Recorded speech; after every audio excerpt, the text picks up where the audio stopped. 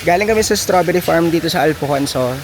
Then, nirecommend sa amin ng mga staff nila na silipin namin yung Zen Kyoto Park, which is yung papakita namin sa inyo. And dito namin na-realize na yung palang in-offer na food sa amin doon sa strawberry farm, which is yung salad, etc. is dito pala galing. Dito pala nila tinatanim yun. Kaya I think if plan nyo mag-dine in sa isang tago na lugar na hindi matao dito sa Alfonso, yung Kyoto Park na to is one recommended place kasi you can ensure na fresh yung papakain nila sa'yo kasi sila mismo yung nagtatanim. And the place itself is maganda siya. Touristy, and meron siyang vibe ng pagka-Japanese. So papakita namin and hopefully magkaroon kayo ng idea para next time mag-visit kayo dito. I think this is a place that you must visit as well.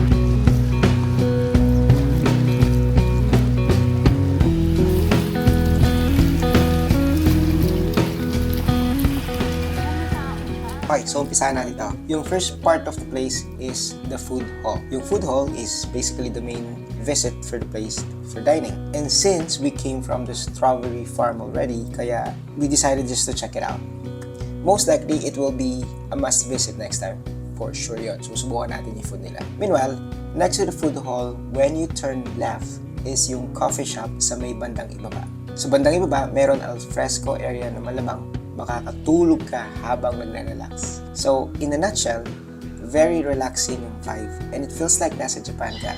Well, at least, it feels like the more you explore the area, sa loob, you will instantly feel na disconnected ka sa magulong paligid ng Pilipinas. Then, we will show you the farm area after this. Pero, for now, enjoy the part of the dining hall. Galing yung salad, oo. So ganyan ang setup niya sa loob.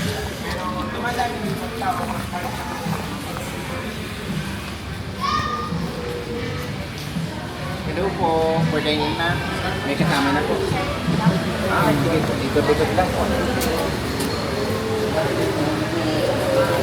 Open ano siya? Open concept lang.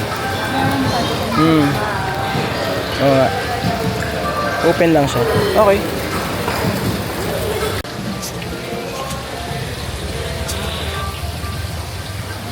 Ano siya? Maganda yung place. Lalim naman ito.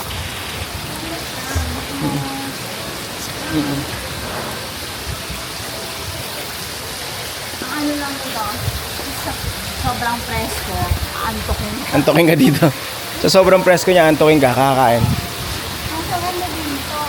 Oo nga.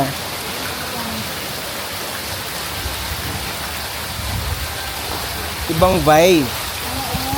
Ibang vibe. Ibang dining experience siya. Na, ganda.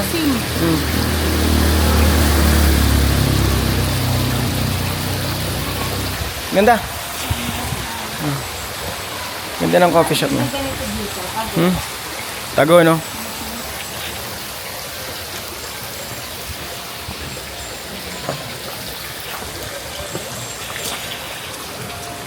Yeah.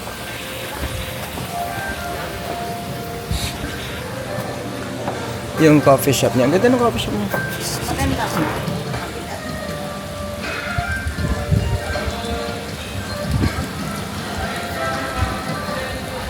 Ano yan? Atang motak lang. Sasak lang na. Tara. Let's.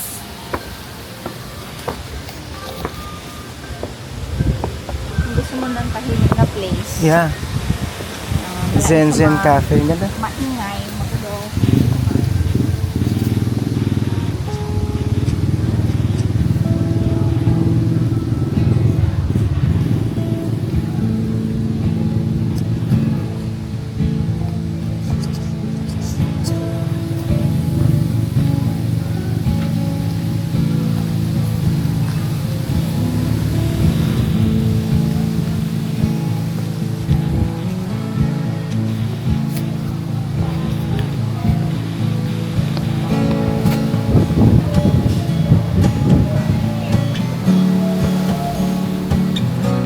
Ano nakita mo?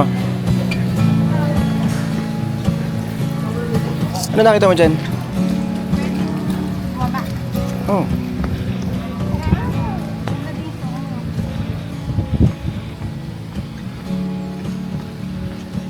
Ganda nga no? Ayun, dali yung harvest nila. Ah, oo nga, may harvest. You know. Meron silang harvest nga, fresh. Oo, meron silang fresh veg. Oh, ang lamig, sarap ang hangin. You know, ganda ng view. Ang ano nila talaga. Oo. Tapos vertical planting sila, yan oh. May Ampalaya.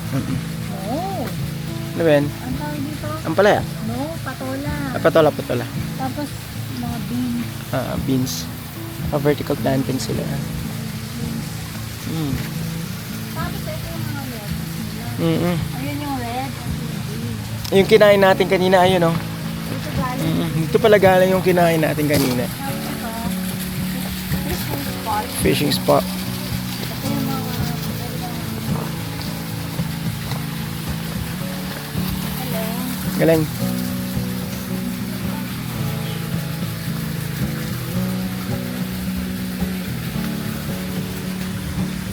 Dami oh.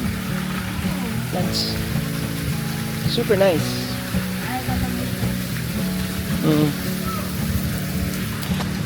Meron siyang tomatoes. Ay, siya yung tomato. Oo nga, cherry tomatoes nga sila. Yeah.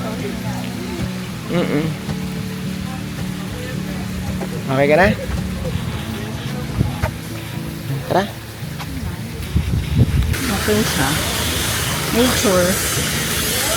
Tapos, ito yung hindi ko pala nakukuha ng yung resto sa Queen's Strawberry Farm yung mga veggies nila for the salad. Kaya pala fresh na fresh. Tapos dito rin yung fish ponds nila na pwede kang mag-fishing. Yung sinaserve. Nakalimutan ko lang how much yung Oo. ano bayad. Pero maganda.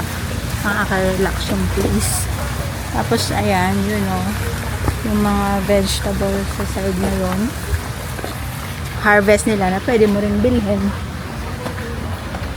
Ganda. Maganda siyang Puntahan. hidden spot, no? Oo. Oo. Hindi mo expect na sa tagong place mo ganito.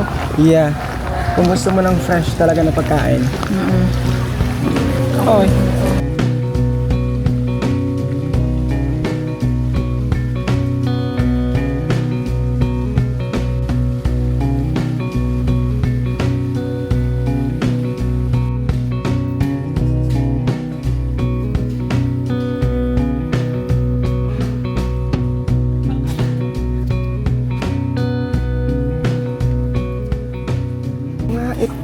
Rosemary. Ito yung nilalagay sa steak, yung rosemary.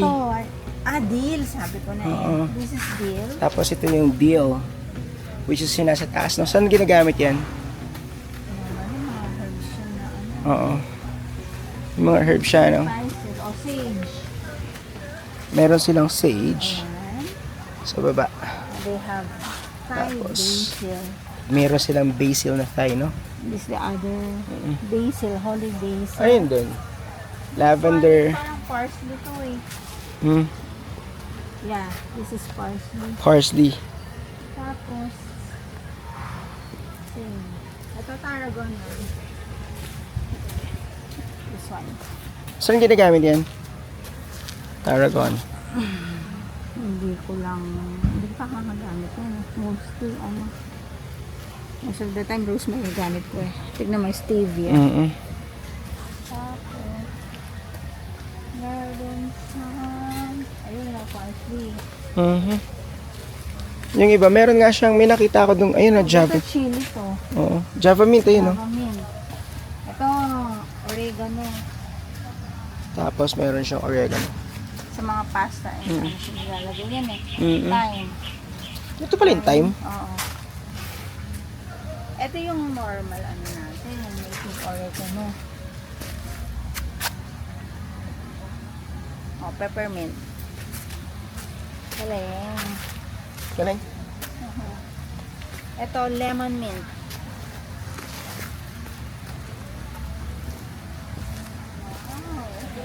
Galing na. Habanero. Yun yung Yung marigold.